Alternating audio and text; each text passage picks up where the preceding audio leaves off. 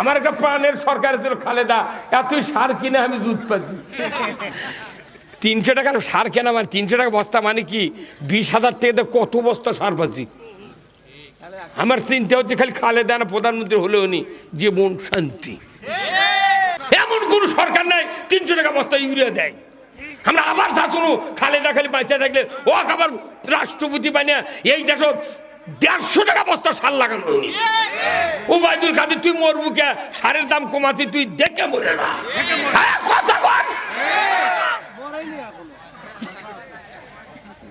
মরেনি করে মিশে আল্লাহ করে বাঁচা থাক। তোরা এগুলো দেখে না, বিএনপি জামাতের না খেলা দেখ। কথা বল না কেন? লিল্লাহে তাকবীর।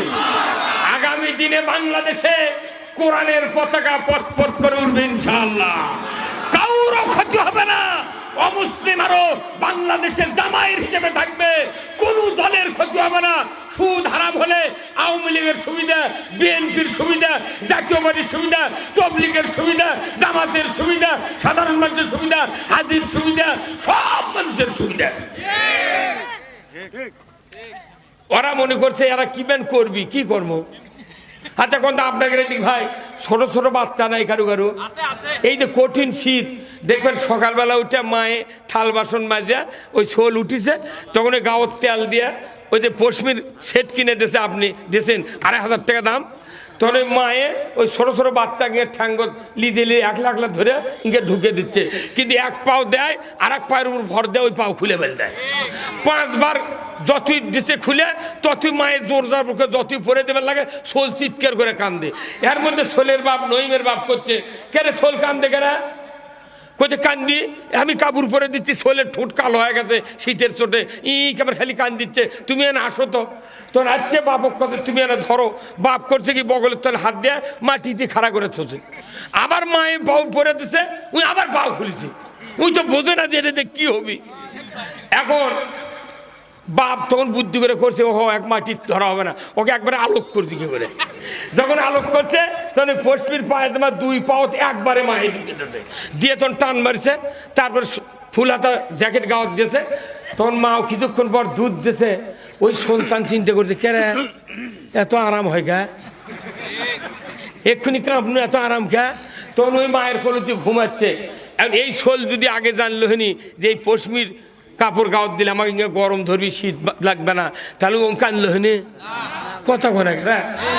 এই বাংলাদেশে কোরআনের আইন কায়েমের জন্য তারা চেষ্টা করছে, কেউ কেউ কালা চলে লাগান চিল্লা পাল্লা করছে। এইগুলো কি রে? হে মানুষ হাত কাটবো গা, হে সুদ হারাম হবি গা, চুরি বন্ধ করবো গা, ওরকে মাথা খারাপ হয়, কালা চলে লাগানো ওরা হবে। পরে ইসলাম কায়েম হলে তখন চুরি বন্ধ হবি, সুদ বন্ধ হবি, পর্দা ফরজ হবি, নামাজ কায়েম হবে। তখন করছে আরে বা কি কাম রে, আরো আগে করলে তো কামই হয়ে গেল। এগুলা না পয়লে বলে সহ্য করা লাগবে, কল যে ওরা তো কালা চলে এখন কথা কনে গা। ওনাদের মতো নেতা যদি ইসলামের পক্ষে আসে, আরো 20 বছর আগে ইসলাম কায়েম হয়ে গেল। কিন্তু আমরা পারিনি দাওয়াত দেবার, কারণ আল্লাহ কোরআনে বলছেন ইজহাব ইলা ফিরাউনা ইন্নাহু তাগা। হে ফিরাউন, তুমি সীমা লঙ্ঘন করেছো, তোমাকে শায়েস্তা করার জন্য মরদ পাঠিয়ে দিয়েছি দুনিয়ায়, তার নাম হলো মুসা। মুসা সোহাইব আলাইহিস সালামের ঘরের মধ্যে শুয়ে আছে, বিটিক বিয়ে করে মুরগির রান দিয়ে ভাত খাচ্ছে।